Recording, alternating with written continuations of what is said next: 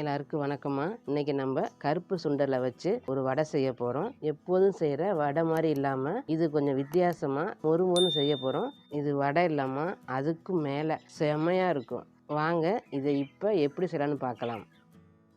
இப்போம்மா நான் என்ன செஞ்சுருக்கிறேன்னா 1/4 கிலோ கருப்பு சுண்டல் வாங்கி நைட்டே ஊற வச்சு காலையில் 4 விசில் வச்சு வேக வச்சு எடுத்து வச்சுருக்கேன் பாருங்கள். அதுக்கு காரத்துக்கு பாருங்கள் 3 பச்சை மிளகாய்.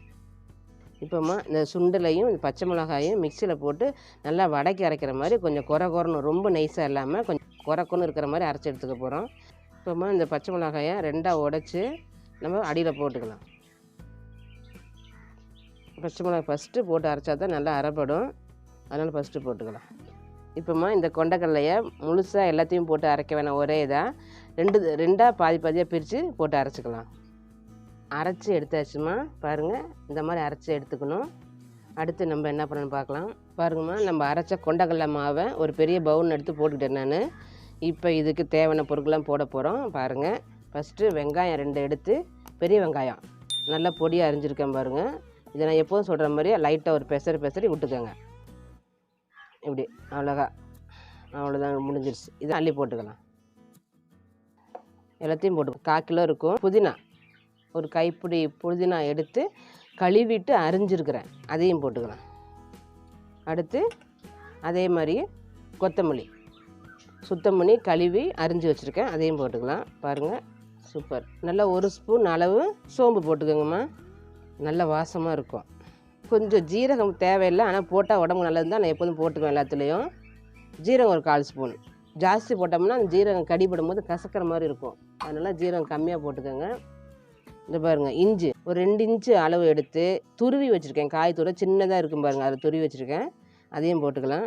ஒரு 1/4 ஸ்பூன் நம்ம பெருங்காயத்தூள் போட்டுக்கலாம். ஏன்னா அந்த பருப்பு கொஞ்சம் வாய்வாக இருக்கும், அது நல்லது உடம்புக்கும், வயிற்றுக்கு எந்த பிரச்சனையும் பண்ணாது.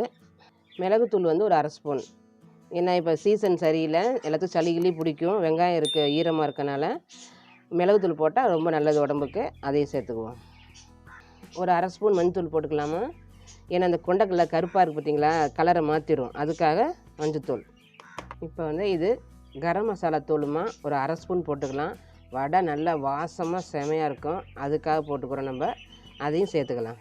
கடலை மாவு ஒரு 3 ஸ்பூன் போட்டுக்கலாம். அந்த பருப்பு சரியாக அந்த தோலுனால பிடிக்கிறதுக்கு வராது, இது ஒரு கோட்டிங் மாதிரி. 3 ஸ்பூன் கடலை மாவு போட்டுக்கலாம். இப்போ தேவையான அளவு உப்பு போடணும். சின்ன ஸ்பூனு தான், 1 ஸ்பூன் உப்பு போடுறேன், சின்ன ஸ்பூனு. பார்த்துட்டு பத்தலைன்னா சேர்த்துக்கலாம், கரெக்டாக இருக்கும். இது அப்படியே ஒரு பெரட்டிக்கலாம் பாருங்கள். இப்போ இதே நம்ம பிடிக்க முடியாது, ஏன்னா உதிரியாக இருக்கா, எண்ணெயில் போட்டால் கூட உதிர்ந்துடும். கொஞ்சமாக தண்ணி தெளிச்சுக்கிறோம், கொஞ்சமாக தண்ணி அப்படியே ஊற்றாமல் கையில் ஊற்றி தெளிச்சுக்கோங்க, அப்போ தான் நமக்கு அளவு தெரியும், கரெக்டாக இருக்கும்.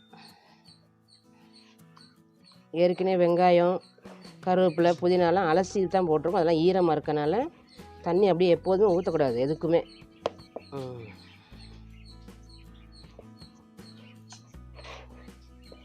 வடை மாவு பக்குவத்துக்கு சூப்பராக வந்துடுச்சு. இதுக்குமே தண்ணி ஊற்ற வேணாம், இலகிரும், இதுதான் கரெக்டாக இருக்கும்.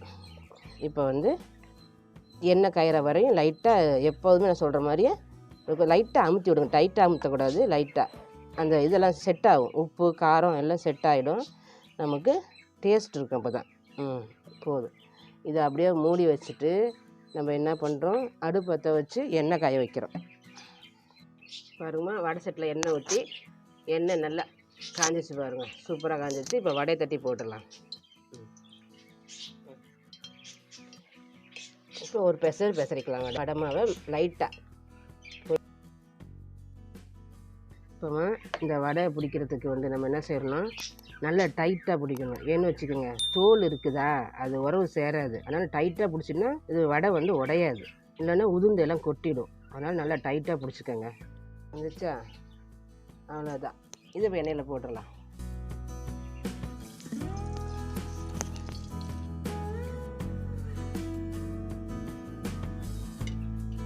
பாருங்கள், ஒரு பக்கம் லைட்டாக நல்லா வெந்துருச்சு, லைட்டாக தான் வேகணும், இது இன்னொரு தடவை டீப் ஃப்ரை பண்ணணும்.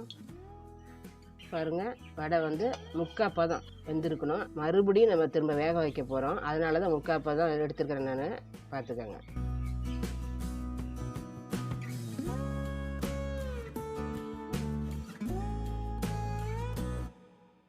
பாருங்கம்மா, நான் வந்து இப்போ 1/2 கப்பு அவல் எடுத்து வச்சுருக்கேன். இதை நம்ம இப்போ அரைச்சி எடுத்துக்கலாமா? மிக்சியில் போட்டு ரவா பதத்துக்கு அரைச்சிக்கணும். ரொம்ப நைஸாகவும் இல்லை, ரொம்ப பெருசு பெருசாகவும் இல்லை. ரவா பதத்துக்கு அரைச்சி எடுத்து வந்துடலாமா? பாருங்கம்மா, மிக்சியில் போட்டு நல்லா அரைச்சிட்டு வந்துட்டோம். இது பாருங்கள், ரவா பதத்துக்கு இருக்குது பாருங்கள். இதே மாதிரி அரைச்சி எடுத்துக்கணும். இப்போ நம்ம அடுத்து என்ன செய்யலான்னு பார்க்கலாம் வாங்க. 2 ஸ்பூன் கார்ன்ஃப்ளவர் மாவு எடுத்துமா, கொஞ்சோண்டு உப்பு போட்டு கலந்து நான் தண்ணியாக கரைச்சி வச்சுருக்கேன். அது மாதிரி நீங்கள் தண்ணியாக கரைச்சி வச்சு வடையை நினச்சி போடணும். இப்போ பாருங்கம்மா, இப்போ நம்ம ரெடி பண்ண வடையை கார்ன்ஃப்ளவர் மாவில் அப்படியே நினச்சிக்கணும், 2 பக்கம் படுற மாதிரி. இது மிக்சியில் அரைச்சி வச்ச அவலில் இப்படி போட்டு எல்லா பக்கம் படுற மாதிரி இது பரட்டி எடுத்துக்கலாம். இப்படியே பாருங்கள், இதை அப்படியே எண்ணெயில் போட்டுடலாம்.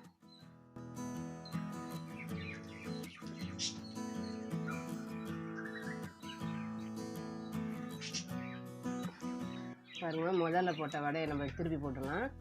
ஒரு சில வடையில் ஒட்டலைன்னா கவலைப்படாதீங்க, அது உதிர தான் செய்யும் கொஞ்சம் மேலே இருக்கிறது. ஆனால் ஒன்றும் பயப்பட வேணாம். சூப்பராக வந்துச்சு பாருங்கள், செமையாக நல்லா மொறுன்னு இருக்கும் சாப்பிட்டோம்னா. பாருங்க, வடை நல்லா வெந்துருச்சு 2 பக்கமும். நம்ம இதை எடுத்துடலாம். இப்போ